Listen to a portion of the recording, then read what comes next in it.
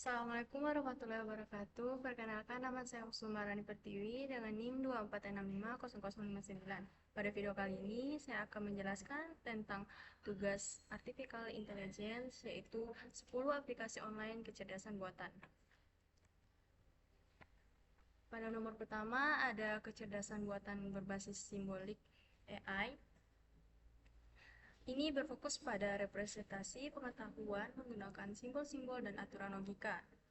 Ini bekerja melalui manipulasi aturan-aturan logis yang telah didefinisikan secara eksplisit oleh manusia. Sistem seperti ini sering digunakan dalam sistem pakar atau expert system yang memerlukan pengambilan keputusan berbasis aturan. Pada contohnya ada sistem pakar untuk diagnosis medis atau sistem hukum berbasis AI. Selanjutnya, pada nomor 2 ada pembelajaran mesin atau bisa disebut machine learning.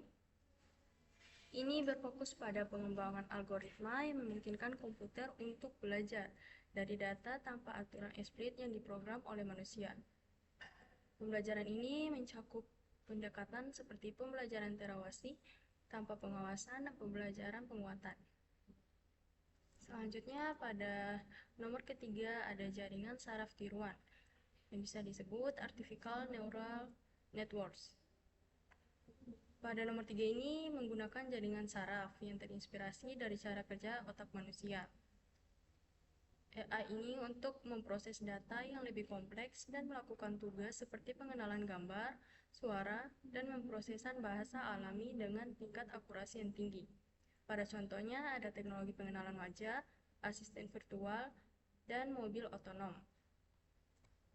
Selanjutnya, pada nomor 4 ada kecerdasan buatan kognitif atau bisa disebut cognitive AI. Tujuannya ini untuk meniru proses mental manusia seperti penalaran, pemahaman bahasa, dan pemecahan masalah. AI kognitif ini berfokus pada pengembangan mesin yang mampu memahami dan berinteraksi dengan lingkungan secara lebih mirip manusia.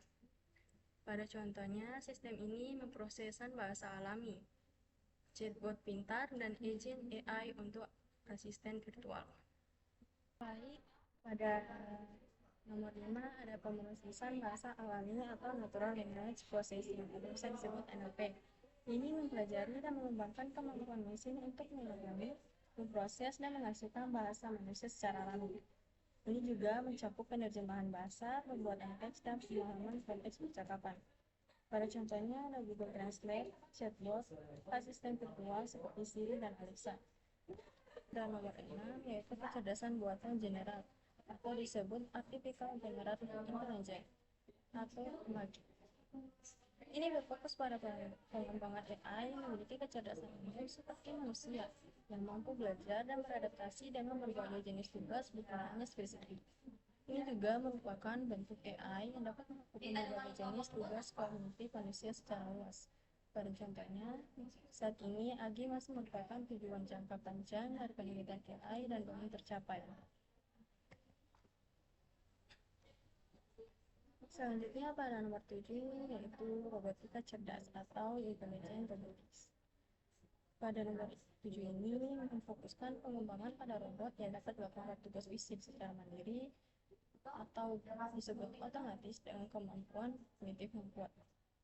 Pada contohnya ada mobil otonom, robot industri, dan robot layanan publik. Selanjutnya ada nomor 8 yaitu fisik komputer atau computer vision. Pada nomor 8 ini fokusnya pada kemampuan ini dan menginterpretasi informasi visual dan dunia.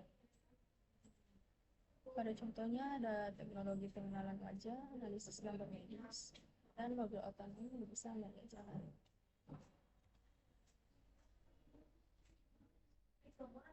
Selanjutnya ada nomor 9 yaitu AI untuk etika dan keamanan atau disebut Ethical and Safe AI.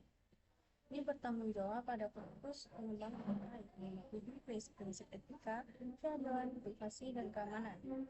Melibatkan upaya untuk memastikan bahwa AI tidak membahayakan manusia dan tidak bias dan transparan. Pada contohnya ada beberapa AI yang lebih transparan dan AI dalam aplikasi keamanan dan aplikasi.